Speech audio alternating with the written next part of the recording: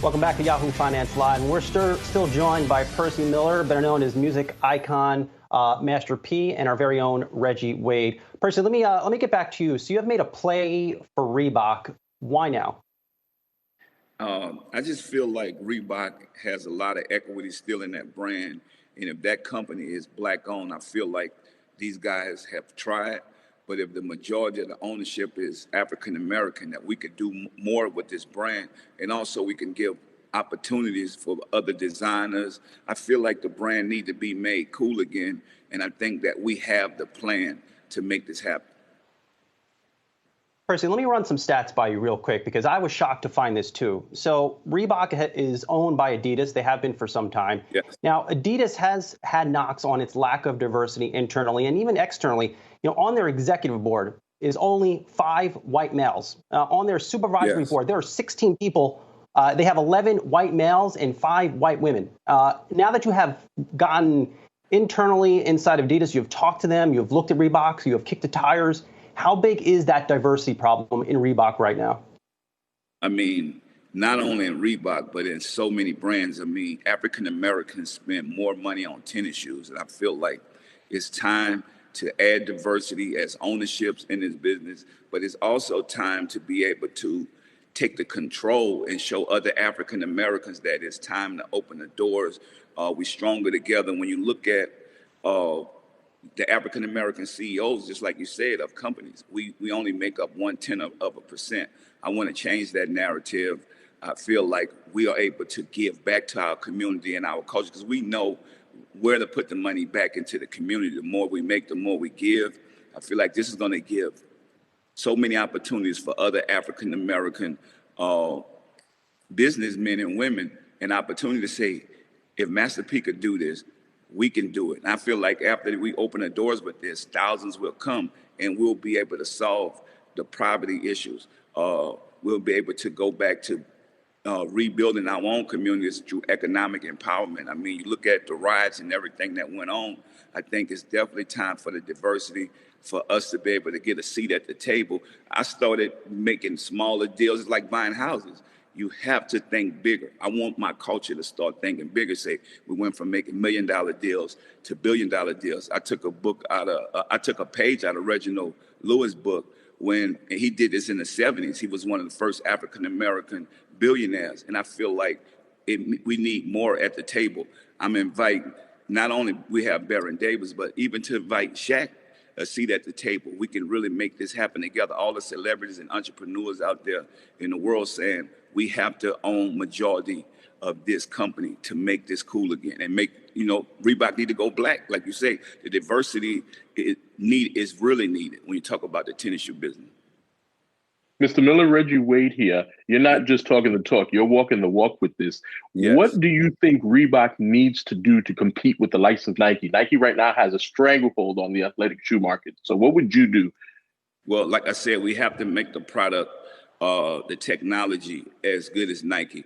When you look at the shoes that Nike put out in basketball and even the lifestyle, being able to bring other brands and tie it in, give other people opportunities. Reebok has been shelved by Adidas. And like I said, this brand is struggling, but it definitely can be revamped. If you look at, people look at Allen Iverson the way we look at Michael Jordan for Nike. We look at Allen Iverson that way in Reebok. We need to bring him to the forefront. We need to bring in better designers. We also need to make this for the millennials. And I think that would be a game changer. Last year, you came on Yahoo Finance and showed us your Magnati brand, just excellent craftsmanship on those shoes. If you do acquire Reebok, will you bring Magnati to Reebok? What would happen to that brand? Yeah, that brand would be massive the way Kanye brought his Yeezys to Adidas. And I think that's what we're missing.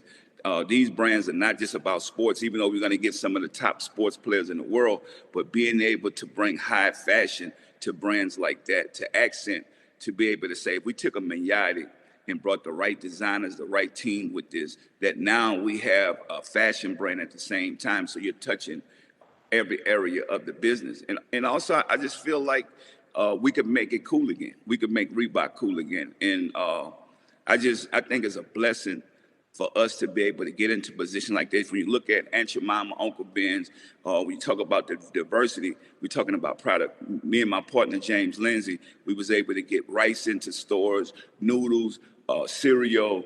I mean, the game is changing. So I think that a lot of these companies are opening up, and we're able to sit down at the table with a lot of these owners and say, bring some diversity in. Let's get some African-American owned product on the shelves. You know, this is major for our culture if we're going to turn this around. And I'm just saying that this is not about a black thing.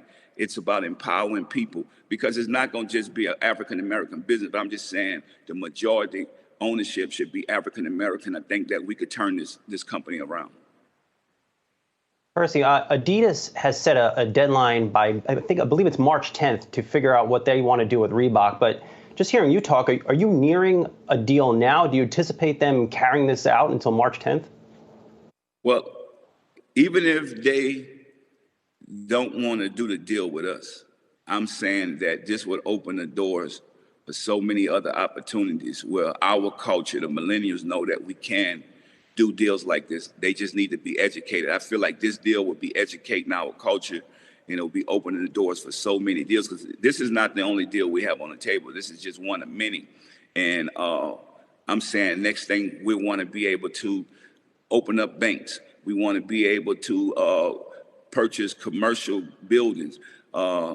It's so much stuff that we want to be able to do to put other people's products on. I think this is just the beginning. So I hope that Adidas come to the table and say, we want to do business with you guys. If not, then guess what? We're going to make something bigger happen after this. And so this is a blessing.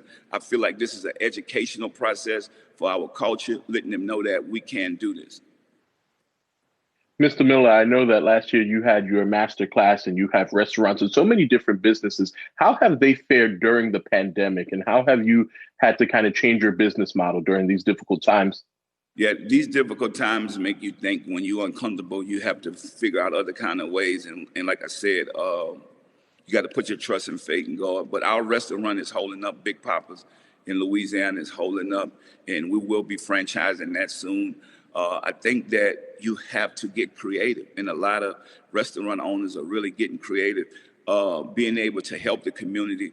It's not just about making money during a pandemic.